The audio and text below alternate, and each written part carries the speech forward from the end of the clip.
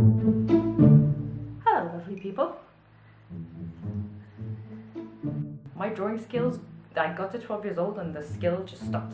No matter how much I drew, it just didn't improve. In university I was really lucky because I lived with a bunch of 2D, like traditional animators and some stop motion animators. And those 2D guys, their drawings were just a thing to behold. You just wanted to look at every line and they were so skilled. And it really pushed me to draw more. I didn't improve that much, but I could see an improvement for myself. But that was a long time ago. It was a really long time ago since I was drawing every day. So I decided to get off my butt, start going to life drawing, and to start drawing every single day. I have notes written down here because I have no idea how to do this. Oh, it's horrible. It's horrible to look in front of a camera and just say these things. I don't know how people look so natural at doing it. It's horrible. So that is why I recently decided to do a drawing challenge. I'm so bad at doing this stuff. I have such a plan. I will do this. I can do this. In some way in between the middle of my Rocky style montage, I just turn on Netflix and just never draw again. This time, I was determined. I'm going to do this. I'm going to put these drawings out into the world. I decided to do a drawing challenge set up by Carolyn Petrovsky. It's one of those things, you see it written down, but you never say it out loud. So yeah, I decided to do Carolyn Petrovsky. If I've said that wrong, I'm so sorry. Her art is beautiful. Just these stunning colour palettes and really beautiful characters. And I'll put the link below so you can go and have a look yourself and maybe do one of her challenges. And this one was countries, which is perfect for me because my two loves are travel and story and art. So I was like, right, let's do this. I did it every day and I was really proud of myself. I wasn't proud of all the drawings, but I was proud that I did it. And even the days I didn't post, I had drawn it on that day, so sometimes I didn't get it out onto the internet, but I did it. I did it! It sounds so silly and trivial to be excited about this, but I really was. It was a huge achievement for me. Drawing every day shouldn't be an achievement, should it? I'm not sure if I improved, but I learned some things. I did learn a lot. And it kind of fitted in with my other rule, which has been no matter what I draw, no matter how awful it is, if I've spent the time to do it, I'm going to put it online. And that was terrifying. That's been a terrifying rule that I've had for about like 4 months now, since I started buying all my Copic markers. Look how many. I had none. I didn't even own one. There's more. I've been posting everything I draw, no matter how awful. And it's embarrassing and it's horrible. But people are so nice and so supportive. And it's been an incredible community that I've discovered on Instagram. I just realised that all my neighbours can hear me talking to you. And I must sound insane. So for the drawing challenge, I decided that I would mainly use Copics, or Copic. I don't know how you say it. Say Copic. I feel like that's wrong. I'm just realising I've probably been saying it wrong. All these art shops and things I've been going into. Copic. Please tell me, because I have no idea. I decided to use Copic markers and watercolour occasionally, if I had time. So if I had a day where I wasn't that busy, I would try and do a watercolour. Unfortunately, I think I've had one of the busiest months in work that we've had in a really long time. It makes it more satisfying for me that I actually did this in a time when I'm actually really busy. Because I feel like if I can do it when I'm busy, there is no reason. Like today is Saturday, we didn't really have to do anything. I went to the shop, there were some pretty art things. And there is no reason that I shouldn't do some artwork. I'm going to show you some of my favourite drawings and my least favourite drawings. There's a lot more least favourite, but I will limit it to 4 and 4. Which first? Worst or best? I'll show you the best first, so that you can see how bad the worst with that. One of my first favourite ones is the first one I did, which is shocking. But I had a really clear idea in my head what I wanted to do, which was another reason why I started the challenge, because I had an idea. The subject was the United Kingdom, my home, my lovely home. This is the drawing here. This camera. I'm going to buy a new lens. I cannot. Okay, so this is my little Queen's Corgi. I really, really like the muted colours. And I think that definitely is the key to marker pens, is that you start off much lighter than you think you want to go, and then you can always work up. And this actually is in my Mossery sketchbook. And I wasn't a fan of marker pens in it, but actually this one worked out really well. So my second favourite was day 6, which was Spain. Once again, I had a clear idea what I wanted to do. I used light colours to build up, and I spent a lot of time doing tiny little rough sketches, just tiny versions of my pose, so that I got some really nice lines of action and sold the story on the pose rather than just quickly drawing it. Spain. It's my flamenco dancer with my flamingo. Puns. Is that a pun? No. It's just a play on words, isn't it? Is that? 13 was America, and I did this in the style of the way I normally draw. So for this challenge I tried to go out of my comfort zone a bit and draw things I would not normally draw. But this one, so me and Lee, my brother is getting married. He's getting married in America, so when we go we would love to see a bit of America, something we've always wanted to do. And we just so happened to be talking about it the day before. So I drew us planning our holiday. I did this thing where I limited my colours. So I decided I put like 6 Copics to the side, and I was like, these are the only colours I'm using. If I cannot fill all of it, I'll allow myself to add it if it needs it. But I think having a restricted colour palette actually really worked in my favour, and I will definitely do that again. Yeah, just because you have them doesn't mean you should use them. It's like the most obvious piece of advice ever, isn't it? Just a child is going, I must use all the pens. Then last was, day, what day was this? My last favourite one is day 14, so the day after the America one. I couldn't decide what I wanted to draw, so I drew all the things I wanted to draw. And I made like a little comic version of like a, what's that called? When you swipe on Instagram and see more drawings. So Mexico, beautiful Frida Kahlo, little chihuahua, and food. Obviously, need the food. I chose a few colours, I made it very simple. I practiced my poses beforehand, and I used reference. These two were completely based off some images of the actual dogs and of her, and it really helped. Who knew looking at what you wanted to draw would actually help your drawings? Shocking. Okay, now on to the worst. The worst drawings that filled me with dread, and as I pressed the button to put them into the world, filled me with such shame and dread. But every one of them made me want to do better and learn something, so hey, I suppose it's a good thing, right? First one was ironically day 2. Considering I really liked day 1, I got too cocky. I got way too cocky. I was like, I can do this. I did Germany, so this was a German dog. I think the colours were too harsh. I didn't spend enough time on his expression, so I feel like it's a little bit blank. And the composition's not very nice. Proving that just because it works once, which I think like it works a little bit better with the Corgi, doesn't mean you can just repeat it. You have to keep on thinking and keep on coming up with ideas. And I learned that the hard way very, very quickly.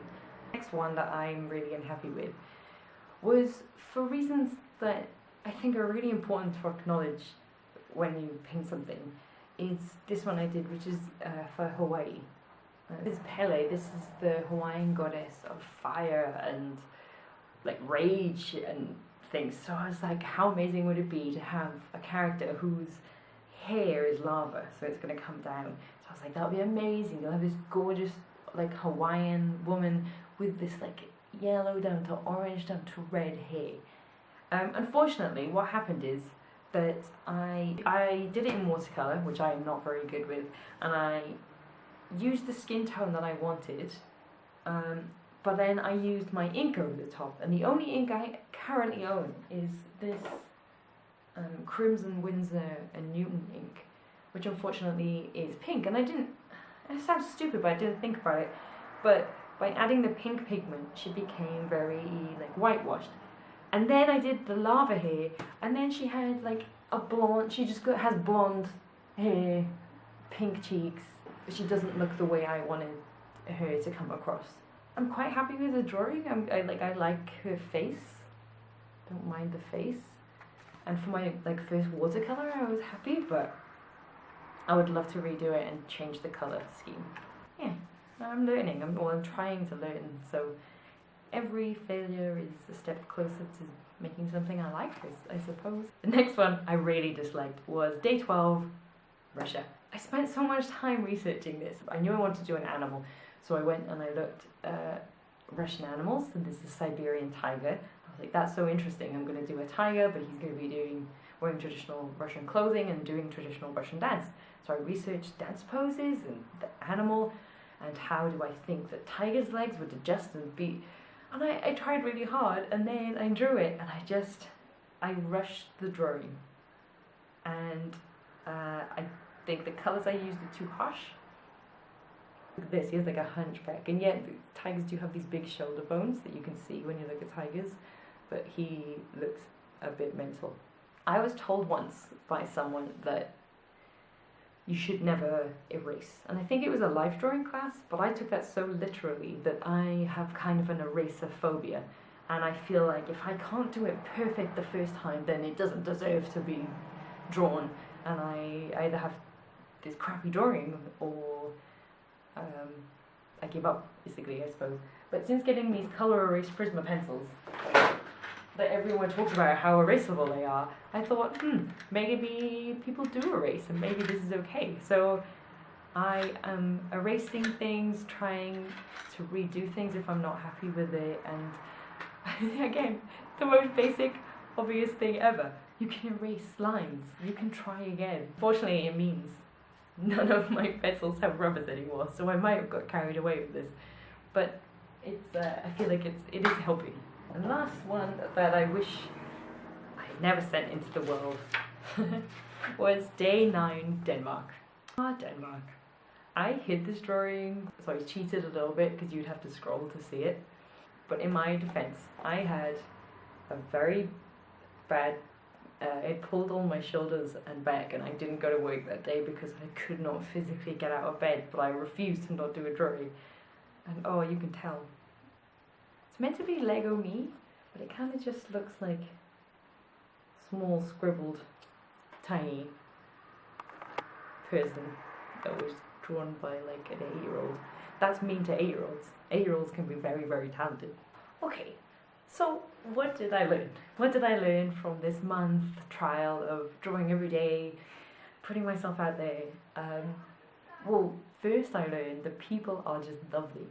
I've met so many lovely people on Instagram over the years that it's a bit shocking, really. You meet these such kind-hearted, friendly people and amazingly talented. It's been really nice, and it feels like you're not doing it alone, and you're not an idiot. You're just trying, and everyone's so supportive of that. So that's been lovely. Hey, drawing-wise, I have a list to summarize. So number 1. Shame sketching. So shame sketching is very good. If you draw something, stick it out there, because you're only going to improve. You can look back on it one day, and if you know you have to share with people, you approach it a bit better. I think you approach it like you get it. Just put it out there, show everyone. Draw from what you know. This one is probably more relevant not to the drawing challenge, but just in general. I kept stuck sometimes on what to draw, and then I started thinking of funny things that would happen in my day that I didn't want to forget about, or while we were on holiday, something would happen, or the month would pass, and I'd think, what did we do this month? And I would start drawing it, and it's like a visual diary type thing, but also you know what happened during that funny moment, so it's much easier. You know what clothes you were wearing, so you don't have to make those kind of choices, and I find it really, really helps. Number 3, the complete opposite of number 2, draw something you know nothing about. I don't know from memory what Frida Kahlo looks like. I thought I kind of could draw it out, but then when I had a look at it, it looked nothing like I expected it to do. I hate drawing buildings. I hate drawing mechanical objects like cars. So for one of my drawings, that's the only things I drew. And it was really interesting. Maybe not great for me personally, because I'm not happy with how it came out always, but I think it's really good. It's really good to draw stuff you're unfamiliar with. Number 4 of my things everyone knows, but I'm randomly telling you anyway. Details. The details. Devil definitely is in them. I've never been somebody that kind of like does patterns on my drawings, but because I'm drawing from what I wore that day sometimes, and I had a pattern shirt on, I have to draw those patterns, and I think they really finish off a drawing. And I think sometimes my drawings really come together when I get that Copic multi-liner, and I draw all the little black extras, or I highlight with the white, and it's really helpful. And with our travel drawings, when we go away somewhere, if there's a special beer that we had there that you can only get there, I will find a picture of it online and I will draw it. Because I want to remember what that looked like. But when you step back from that drawing, I think it really adds something, instead of just drawing a generic, I think this is what a label looks like. I think it's really helpful. Draw how something looks, basically. Number 5. Number 5. Limit your color palette. When I was a kid, I would sit and draw something, and I would have all my crayons, and I had like a stacked crayon box that you kind of opened up on itself. And I remember doing a drawing and picking one color, then picking the next color, then the next color. And I loved using as many colors as possible. Now I'm discovering limiting your palette is really helpful, because ironically the less colors seem to draw the eye in more. It's less busy, and it helps the person looking at your drawings connect it all and see it as a whole. I don't physically limit myself and grab 5 pens. You can only use these. This is all you can use. It's not that kind of thing, but if I have a certain shade of green, I will kind of look at my drawing and be like, right, what else can be green? Oh, those socks can be green. The highlight on that car can be green. And then also you find intriguing things. You might color something a color that it would never normally be. In one of my drawings I did recently, I had to draw my cat, and I had purple, so I was like, well, the cat is purple now. And I really liked it. It's a useful tool. Number 6, plan things. So for the sketch of the Egyptian woman I did, I sketched it out tiny first. You're not going to be able to see this. I did these tiny little pencil sketches here, and then I drew it out here. This is probably the most planning I did for any of my drawings. So this is an excessive level of planning that you only do if you have time. What I did then was I used a light table I recently got, which is amazing, very cheap on eBay. And then I redrew it in here, and I did colour swatches before I started, so that I knew the colour palette I wanted. And once again, it's not earth-shattering, but it really helps me to pre-plan and have a slight idea, especially with posing. If I do tiny little drawings, they really help.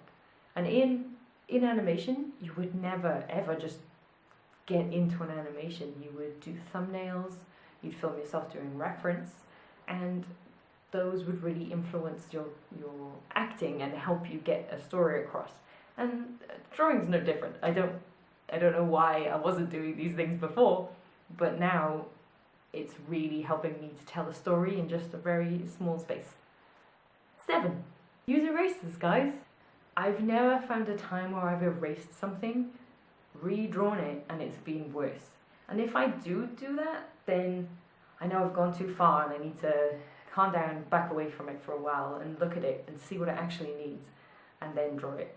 Don't go crazy, don't erase everything all the time. Yeah, step back sometimes. The last thing I learned, number 8, I love watercolours. I've never used them before, ever, and I absolutely loved using them. I'm no good with them, but I'm excited to use them more and find out more about them. So that is kind of a summary of the last month. My poor family and friends who followed my Instagram because they knew me are now inundated with scribbles, and I do feel very sorry. Sorry, guys. Next week I'm going to start a new drawing challenge, so I'm sure I will show you guys what I attempt soon. Thank you so much for watching. I hope that my weird insights might have slightly helped some people out there a little bit. Bye!